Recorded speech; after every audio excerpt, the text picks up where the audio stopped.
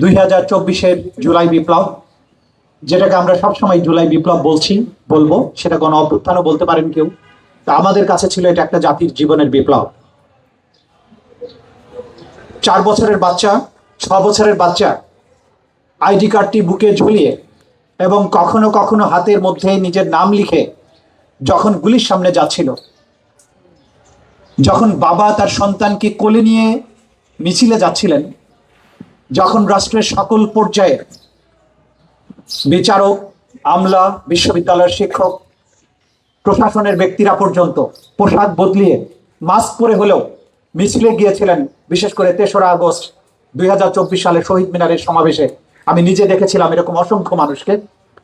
যখন মানুষ এভাবে সন্তানকে কোলে নিয়ে বুকে রক্ত দেওয়ার জন্য সামনে চলে যায়, সেটা তখন বিপ্লব হয়ে যায়। এবং এই বিপ্লবের জন্য যখন তারা, আমি আমার 3 বছর বয়সী, 4 বছর বয়সী ভাতিজার কথা জানি, তার হাতের মধ্যে সে নিজের নাম লিখে রাস্তায় নামতো। ওর বাবা জিজ্ঞাসা করেছে যে কেন নাম লিখেছো? বলছে যদি গুলি লাগে তখন আমাকে যাতে চিনতে পারে সেজন্য আমি নাম লিখে রেখেছি। এই আবেগ নিয়ে যখন একটা বিপ্লব সাধিত হয়েছিল, যার ফলে 17 বছরের নিষ্ঠুর এক স্বৈর শাসক দিল্লি পর্যন্ত পালিয়ে গিয়েছিলেন এবং এই বাংলাদেশে বিপ্লব সফল হয়েছিল। আজকে সেই বিপ্লবের সুফল ভোগকারীরা যখন বলে রাষ্ট্র আবেগ দিয়ে চলে না, তখন লজ্জায় আমাদের মাথা হেঁট হয়ে যায়। এটা রাষ্ট্রের সাথে, বিপ্লবের সাথে, জন আকাঙ্ক্ষার সাথে সুস্পষ্ট প্রতারণা এবং বিশ্বাসঘাতকতা বলে আমরা মনে করি। প্রিয় বন্ধুগণ, জ্যোতিষীর মতো অতস কাজ দিয়ে গ্রহ নক্ষত্রের বিচারের মতো সংবিধানের ধারা বিশ্লেষণ করে যারা আমাদেরকে আইন বুঝাতে আসেন, তাদের জন্য আমার করুণা হয়। যখন বিপ্লব হয়েছে, একটি নিষ্ঠুর স্বৈর শাসক পালিয়ে গেছে, শত শত মানুষের লাশ রাজপথে তখনও পড়ে আছে। সেই বিপ্লবের পরে যে সরকার গঠিত হয়েছে, সেটা একটা বিপ্লবের সরকার। সেই সরকারের উপরে 1972 সালের সংবিধান বাইন্ডিং ছিল না এবং বাইন্ডিং এখনো নেই। শাহাবুদ্দিন চুপ্পুকে রাষ্ট্রপতি হিসেবে রাখা হয়েছিল। কারা তাকে রাখতে বাধ্য করেছিলেন তাদের নাম প্রকাশ করতে বাধ্য করবেন না। শাহাবুদ্দিন চুপ্পুর বিরুদ্ধে এখন অনেক কথা বলেন যে চুপ্পু সাহেব করেছেন, তিনি ভালো প্রেসিডেন্ট না, ইত্যাদি ইত্যাদি। শাহাবুদ্দিন চুপ্পুকে প্রেসিডেন্ট কে রাখতে বলেছিল সেই সময়? আজকেও তাকে কে রেখেছে প্রেসিডেন্ট হিসাবে, সে যদি স্বৈরাচারের দোষী হয়ে থাকে? তারপরে নতুন ইন্টারিম গভর্নমেন্ট যখন হলো, সেটাকে কেন আপনাদের সরকারে যারা আছে তারাই তো এটা প্রস্তাব দিয়ে করেছিলেন যে একটা ইন্টারিম গভর্নমেন্ট হবে, আর সংবিধানের ব্যাখ্যা নিয়েছিলেন সুপ্রিম কোর্টের কাছ থেকে, প্রয়োজন ছিল না। একটা বিপ্লবী সরকার যখন গঠন হবে, জনগণের ইচ্ছা এবং অভিপ্রায়ের বহিঃপ্রকাশ হিসাবে অন্তর্বর্তীকালীন সরকার গঠিত হয়েছিল। এটা সুপ্রিম কোর্টের রেফারেন্সের কারণে গঠিত হয়নি।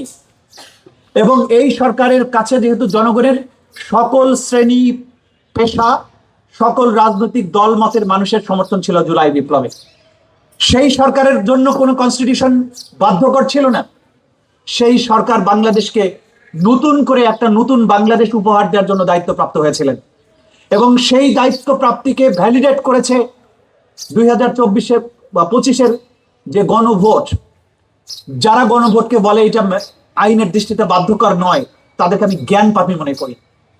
জনগণের ইচ্ছা এবং অভিপ্রায়ের বহিঃপ্রকাশ হিসাবে যে কনস্টিটিউশন সর্বোচ্চ আইন, এবং সর্বোচ্চ আইনটা আসে জনগণের ইচ্ছা এবং অভিপ্রায় থেকে। 73% মানুষ যে অভিপ্রায় দিয়েছিল, তাকে অবজ্ঞা করার দুঃসাহস যারা দেখাচ্ছেন, তাদেরকে অবিলম্বে করুণ পরিণতি দেখার জন্য অপেক্ষা করতে হবে। আবু সাইদ মুগ্ধ, রিয়াগো, আসাবুল ইয়ামিন সহ 1400 শহীদ, আজকে শহীদের সংখ্যা নিয়েও বিতর্ক করে। সব শহীদের সংখ্যা কি ডকুমেন্টেড হয়েছে? জাতিসংঘের রিপোর্টটা দয়া করে পড়ে দেখবেন। কত অজানা শহীদ আছে, সেগুলো কি আইডেন্টিফাইড হয়েছে সবাইকে? এখন বলে গেজেটে আছে এতজন, শহীদ হয়েছে এতজন। গেজেট দিয়ে কি সবকিছু নির্ধারণ হবে? গেজেটের বাইরে কি নেই? এবং যে 30 থেকে 35 হাজার মানুষ আহত হয়েছে, তাদের কি গেজেট হয়েছে? এই সমস্ত আইনের ধারা উপধারা মেনে কোনো বিপ্লব হয়নি, 1971 সালেও হয়নি। 72-এর যে সংবিধানের পক্ষে যুক্তি দেওয়া হচ্ছে, সেই সংবিধান কে প্রণয়ন করেছিল? সেই প্রণয়ন করেছিল সংবিধান পাকিস্তানের জন্য নির্বাচিত এক পার্লামেন্টের সদস্য, যারা 70 সালের নির্বাচনে নির্বাচিত হয়েছিলেন। তাহলে সেই সংবিধান মানেন কেন? নওশাদ জমির সাহেব ঠিকই বলেছেন বাংলাদেশের সংবিধান বাংলাদেশের নির্বাচিত প্রতিনিধিদের হাত দিয়েই রচিত হওয়া উচিত। জুলাই বিপ্লব এক অভাবনীয় সুযোগ এনে দিয়েছিল। আমরা সেই সুযোগ হেলায় হোক, বোকামির জন্য হোক, নির্বুদ্ধিতার জন্য হোক, অথবা কোনো ষড়যন্ত্রের কারণে হোক, আমরা যদি এটা হেলায় হারাই, তাহলে এই জাতির কপালে অনেক লম্বা দুর্ভোগ আছে বলে আমি মনে করি। আমরা বিশ্বাস করি আজকে পার্লামেন্টে যারা আছেন তারা প্রত্যেকেই জুলাই বিপ্লবের অংশীদার। তারা জনগণের পালস বুঝবেন। তারা যে সমস্ত ছোটখাটো ভুলভ্রান্তি করছেন বা যে সমস্ত কথাবার্তা বলছেন, এখনো আমি তাদেরকে ক্ষমার দৃষ্টিতে দেখতে চাই। আমি বিশ্বাস করি তাদের মধ্যে বোধোদয় হবে। সংবিধানের ধারা উপধারার বিতর্কের মধ্যে তারা যাবেন না। এই দেশকে প্রফেসর ইউনূস সাহেব বলেছিলেন যে আমরা রিসেট বাটনে চাপ দিয়েছি। কারণ হচ্ছে জুলাই বিপ্লব যখন হয়েছিল, যেসব কথাবার্তা বলে জাতিকে বিভক্ত করা হচ্ছিল, প্রত্যেকটার কবর কিন্তু এই ঢাকা বিশ্ববিদ্যালয় থেকে দেওয়া শুরু হয়েছিল। আপনারা মিছিল করেছিলেন, মধ্যরাতে বেরিয়ে এসেছিলেন, বলেছিলেন দেশটা কারো বাপের না। যখন বৈষম্যের বিরুদ্ধে আপনারা কথা বলেছিলেন, সেই